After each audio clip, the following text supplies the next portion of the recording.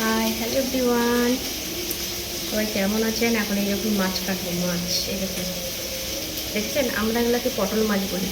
আর এই মাছগুলো না মানে ভাজা খেতে খুব ভালো লাগে। ঝাল আর টকের চেয়ে যে মজমজা করে গরম গরম ভাজা খুবই ভালো লাগে। কিন্তু একটু এই নুন দেওয়া থাকে, বড্ড নুন দেওয়া থাকে। 3 পিস আছে, কেটে নেব।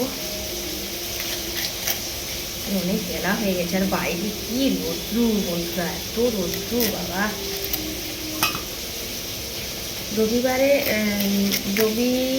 রবিবারে না, বুধবারে হাতে নিয়ে এসেছিলাম চিংড়ি মাছ 100 টাকা দিয়ে 300 গ্রাম, আর 4টে পটল মাছ। এইরকম কোনো ব্যাপার নেই, চট করে মাছ কাটা হয়ে যায়।